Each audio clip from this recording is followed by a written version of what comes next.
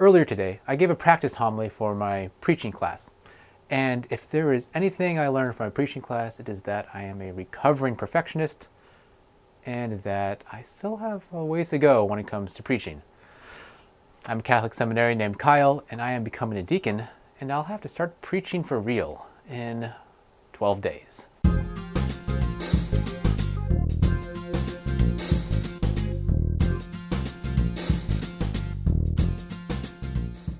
Granted, the practice homily, I think, turned out pretty well considering the amount of time I had to put into it and prepare. Literally, I wrote the homily this morning. The content turned out pretty well, and if anything, I think I was just really dissatisfied with the way I delivered it. More on the delivery later. The way the preaching class is organized this year is that there is essentially a lab section with 9 seminarians and a priest instructor. And we meet twice a week, and over the rotation, the seminarians are giving homilies based on various situations. For instance, today I gave a homily on a marriage.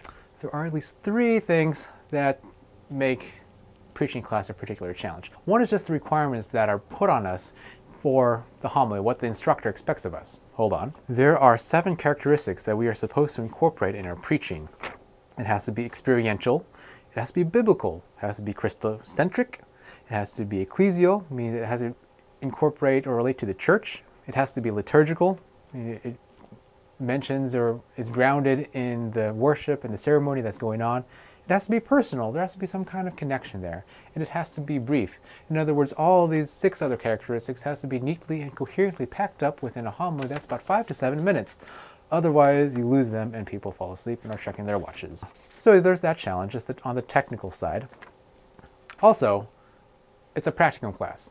The scenarios that we're preaching about are completely hypothetical. The couple and the wedding party and the family, they don't exist in that tiny chapel space where we're doing our preaching. If that wasn't hard enough, the hypothetical people are actually replaced by 9 seminarians and a priest. And if you live or hang around seminarians long enough, you'd notice that they like to pick up on those little details, those little mistakes, those little slip-ups, and just give you grief. Honestly, I think preaching in a seminary is probably one of the most nerve-wracking things a priest or a deacon can do. So that's preaching class. Earlier, I mentioned that the reason I was a little disappointed about my homily this morning was the delivery. But okay, this is funny because I want to talk about perfectionism, but now my perfectionism is coming out and it's like keeping me from speaking about perfectionism.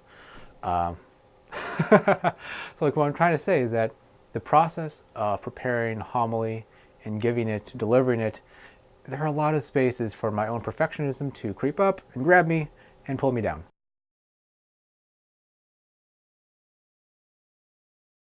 Okay, so I think this is just ridiculously ironic that the blog post that I want to talk about perfectionism on is being completely paralyzed by perfectionism. Kind of frustrating because this should have been done like half an hour ago. Perfectionism. And yes, it does come out with the whole homily process.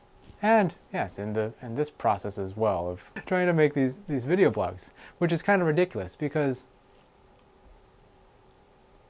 okay, I think that's enough for now. I'm going to call it.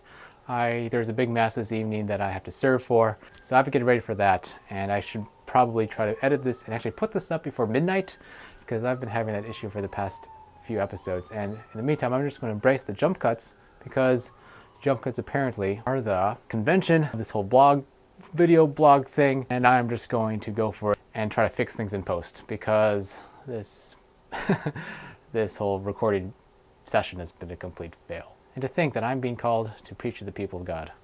God help me. I'll see you tomorrow.